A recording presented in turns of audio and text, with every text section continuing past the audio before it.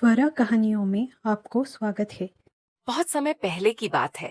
एक सुंदर सा गांव था। उस गांव में रामू नाम का एक लकड़हारा रहता था। रामू बहुत ही ईमानदार और मेहनती था। उसके पास ज्यादा पैसे नहीं थे, लेकिन वह अपनी जिंदगी से खुश और संतुष्ट था। रामू के परिवार में उसकी पत्नी सोनंदा और 2 बच्चे थे। वह रोज सेठ लालचंद के यहाँ लकड़ी काटने का काम करता था। सेठ लालचंद उसे मेहनत के अनुसार वेतन देता था और उसी पैसे से उनका घर चलता था।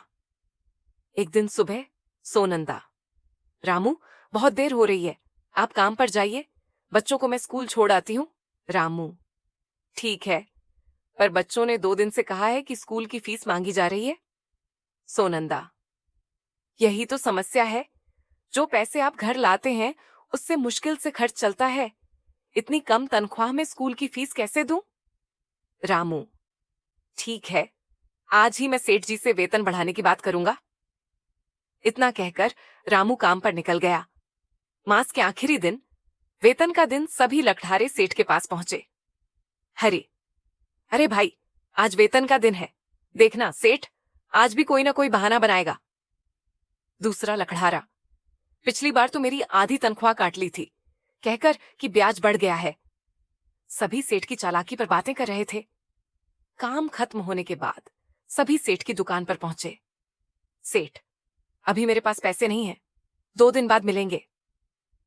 लकड़हारे, सेठ जी, घर का खर्च, बच्चों की फीस, हम क्या करें? सेठ, कहा ना, 2 दिन इंतजार करो। निराश होकर सभी अपने घर लौट आए। रामू ने घर जाकर सोनंदा से कहा कि 2 दिन बाद पैसे मिलेंगे। सेठ ने वेतन दिया, लेकिन फिर कम। हरी, सेठ जी, ये तो 2000 ही है, मैंने तो 3000 का काम किया था। सेठ, आराम करने के घंटे काट दिए हैं, लेना है तो लो, नहीं तो नौकरी छोड़ दो। बेबस हरी चुपचाप पैसे ले लेता है। फिर रामू की बारी।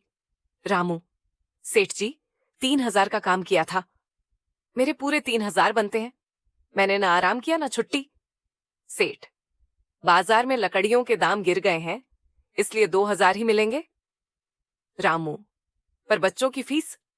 सेठ, लेना है तो लो, नहीं तो जाओ कहीं और काम करो। रामू मजबूरी में पैसे लेकर घर आया।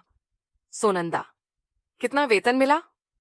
रामू, सिर्फ 2000, पहले बच्चों की फीस भर दो, बाकी मैं देख लूंगा। सोनंदा, इतने कम पैसे में घर कैसे चलेगा? रामू दुखी हो गया। रामू, मैं दूसरा काम खोजता हूं। उसी दिन रामू नए काम की तलाश में निकल पड़ा, पर कहीं भी उसे काम नहीं मिला, न दुकान में न घरों में। हतोत्साहित होकर लौटते समय उसने देखा कि कई भैंसें उसकी ओर दौड़ रही हैं। घबराकर वह पास की एक गुफा में छिप गया। भैंसों के चले जाने पर वह गुफा में इधर उधर देख रहा था कि उसे एक टोकरी दिखाई दी। वह उसे छूने ही वाला था कि आवाज, रुको, उसे मत छूना। रामू डर गया। एक जिन्न उसके सामने प्रकट हुआ। जिन्न, मैं इस गुफा का रक्षक हूं। तुम यहां इसलिए आ सके क्योंकि तुम्हारा मन पवित्र है। अब जब तुमने टोकरी को छू लिया है, यह टोकरी तुम्हारी है। रामू, मुझे टोकरी नहीं चाहिए, मैं तो बस छुपने आया था। जिन्न, यह कोई साधारण टोकरी नहीं, यह जादुई टोकरी है। तुम इसमें किसी एक वस्तु को डालोगे तो वही वस्तु बार बार बाहर निकलेगी। लेकिन लालच मत करना, सोच समझकर इसका उपयोग करना। यह कहकर जिन्न गायब हो गया। रामू ने सब बात सोनंदा को बताई। सोनंदा, तो अब इसमें क्या डालें?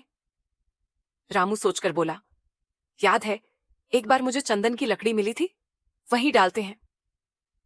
सोनंदा वह लकड़ी लाई। जैसे ही उन्होंने चंदन की लकड़ी टोकरी में डाली, बहुत सारी चंदन की लकड़ियां निकलने लगीं। दोनों दंग रह गए। रामू वह लकड़ियां बहुत कम दाम में बेचने बाजार गया। सस्ती कीमत देखकर आम लोग और व्यापारी दोनों ने बहुत खरीदी। रामू ढेर सारे पैसे लेकर घर लौटा। रामू, सोनंदा, देखो कितना पैसा आया, कल ही बच्चों की फीस भर देना।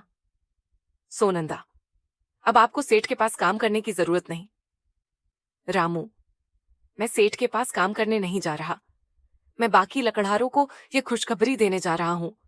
वह सब भी मेहनती और ईमानदार हैं, पर सेठ हमेशा उनका शोषण करता है। अगर मेरी जिंदगी सुधर रही है तो मैं उनकी भी मदद करूंगा। सोनंदा, सही कहते हो रामू। अगर सब मिलकर काम करेंगे तो सबकी जिंदगी सुधर जाएगी। और कहानियों के लिए कृपया मेरे चैनल को सब्सक्राइब करें